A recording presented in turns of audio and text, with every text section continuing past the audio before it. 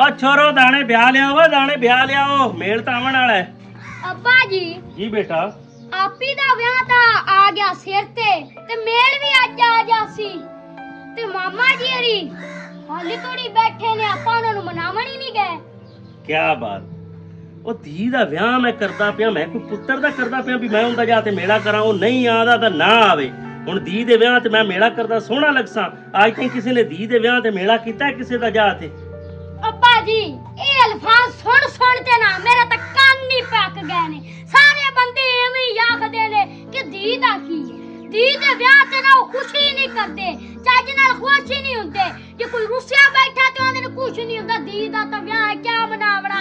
अब्बा जी ਮੈਨੂੰ ਜਿਵੇਂ ਪੁੱਤਰਾਂ ਦੇ ਵਿਆਹ ਤੇ ਹੋਣੀ ਹੈ ਨਾ ਖੁਸ਼ੀ, ਜਿਵੇਂ ਮੇਰੇ ਵਿਆਹ ਤੇ ਹੋਣੀ ਹੈ ਖੁਸ਼ੀ, ਇਵੇਂ ਹੀ ਇਸ ਵਿਆਹ ਤੇ ਵੀ ਹੋਵੇ, धी ਦੇ ਵਿਆਹ ਤੇ ਵੀ। ਨਾਲੇ ਅੱਬਾ ਜੀ ਹਦੀਸੇ ਮੁਬਾਰਕ ਹੈ ਕਿ ਜਿਹੜਾ ਬੰਦਾ ਪਹਿਲੇ ਸੁਲ੍ਹਾ ਕਰੇਗਾ ਨਾ ਉਹ ਪਹਿਲੇ ਜੰਨਤ ਕੇ ਜਾਸੀ। चुप, मैं उनदी जा ते मिन्नत नहीं करदा, उनदी धौण च सरिया है, ओनू रखण दे। ओ बरादरी नाल करदा ही एवें, ओ बरादरी नू फोड़न दी गल नहीं करदा।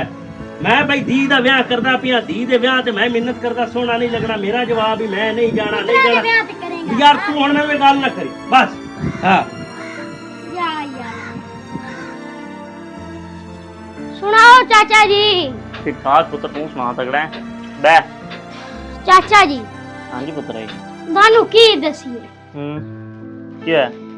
ਚਾਚਾ ਜੀ ਆਪੀ ਦਾ ਵਿਆਹ ਆ ਗਿਆ ਸਿਰ ਤੇ हाँ बिल्कुल। ਤੇ ਅੱਜ ਸਾਰਾ ਮੇਲ ਆ ਗਿਆ ਸੀ ਦਾ ਤੇ ਮਾਮਾ ਜੀ ਹਰੀ ਹਾਲੀ ਥੋੜੀ ਨਾਰਾਜ਼ ਬੈਠੇ ਨੇ।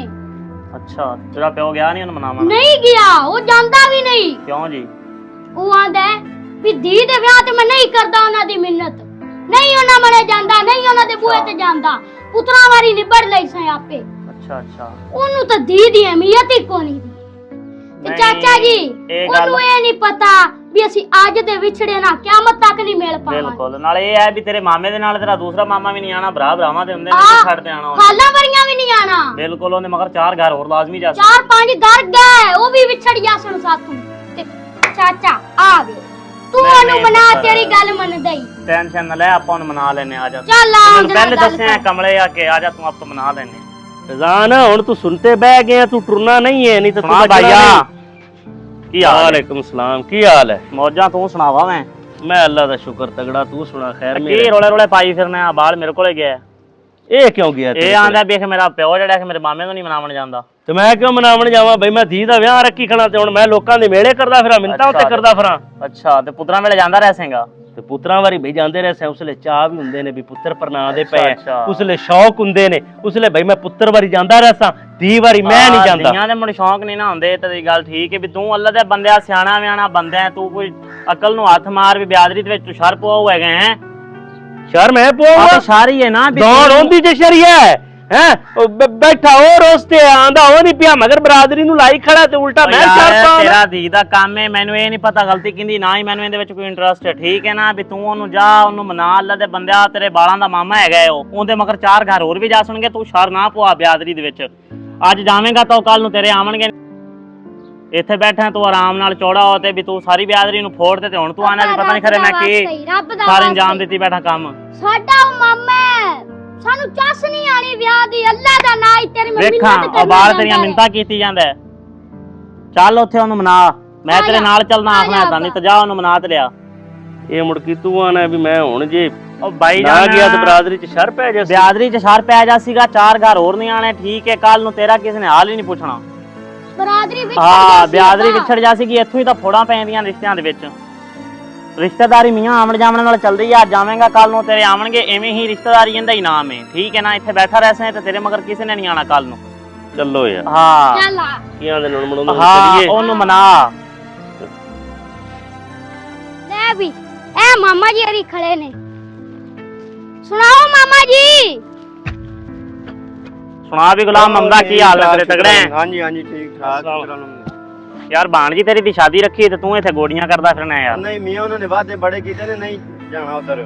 ਮਾਮਾ ਉਹਨਾਂ ਨੇ ਜੀ ਬੜੇ ਵਾਅਦੇ ਅੱਗੇ ਕਰ ਲਏ। ਮਾਮਾ ਜੀ ਰੱਬ ਦਾ ਵਾਸਤਾ ਜੇ ਐਵੇਂ ਨਾ ਕਰੋ, ਸਾਡੇ ਹਾਲ ਤੇ ਰਹਿਮ ਕਰੋ। ਸਾਡੇ ਤਾਂ ਸਿਰ ਤੇ ਮਾਂ ਵੀ ਨਹੀਂ ਰਹੀ, ਹੁਣ ਤੁਸੀਂ ਸਾਡੀ ਮਾਂ ਜੇ ਤੇ ਤੁਸੀਂ ਸਾਡੇ ਪਿਓ ਜੇ। ਰੱਬ ਦਾ ਵਾਸਤਾ ਨੇ ਇੰਜ ਨਾ ਕਰੋ, ਸਾਡਾ ਵਿਆਹ ਤੁਹਾਡੇ ਤੋਂ ਬਗੈਰ ਨਹੀਂ ਸਜਣਾ। ਮਾਮਾ ਜੀ ਆ ਜਾਓ, ਮਿੰਨਤ ਵਾਲੀ ਗੱਲ ਨਹੀਂ ਅੱਜ ਨਾ ਕਰੋ। ਯਾਰ ਯਤੀਮ ਬਣ ਜਾਏ ਤੇਰਾ ਅੱਲਾ ਦੇ ਬੰਦਿਆ, ਬਾਲਾਂ ਦੀ ਖੁਸ਼ੀ ਤੂੰ ਹੀ ਸਜਾਣੀ ਹੈ, ਮਾਮਾ ਹੈ ਤੂੰ ਉਹਨਾਂ ਦਾ, ਓਏ ਮਾਂ ਦੀ ਗੁਲਾਮ ਕਮੀ ਹਮਦਾ, ਤੂੰ ਪੂਰੀ ਕਰਨੀ। ਓਏ ਗੁਲਾਮ ਹਮਦਾ, ਆ ਮੈਂ ਤੇਰੀ ਮਿਹਨਤ ਕਰਨਾ, ਮੈਨੂੰ ਅੱਜ ਅਹਿਸਾਸ ਹੋ ਗਿਆ ਮੇਰੇ ਜਿਹੜੇ ਬੱਚੇ ਨੇ ਨਾ, ਜਾਂ ਮੇਰਾ ਜਿਹੜਾ ਘਰ ਹੈ, ਓਏ ਉਹਦੇ ਵਿੱਚ ਤੇਰੀ ਬੜੀ ਅਹਿਮੀਅਤ ਹੈ।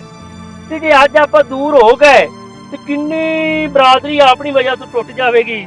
ਕੁਝ ਲੋਕ ਤੇਰੇ ਮਗਰ ਲੱਗ ਤੇ ਬੈਠੇ ਨੇ, ਕੁਝ ਮੇਰੇ ਮਗਰ ਲੱਗੇ ਖੜੇ ਨੇ, ਤੇ ਆਪਾਂ ਦੂਰੋਂ ਦੂਰ ਹੋ ਜਾਵਾਂਗੇ ਤੇ ਕਈ ਸਾਲਾਂ ਤੇ ਜਾ ਪਵਾਂਗੇ। ਓਏ ਟੁਰ ਪਏ, ਆ ਛੋਟੇ ਛੋਟੇ ਬੱਚਿਆਂ ਦੇ ਮੂੰਹ ਨੂੰ ਵੇਖ ਕੇ ਟੁਰ ਪਏ। ਆ ਮੇਰੇ ਕੋਲੋਂ ਭਾਈਆ ਕੋਈ ਗਲਤੀਆਂ ਹੋਈਆਂ ਨੇ ਤੇ ਮੈਨੂੰ ਮਾਫ ਕਰ ਦੇ।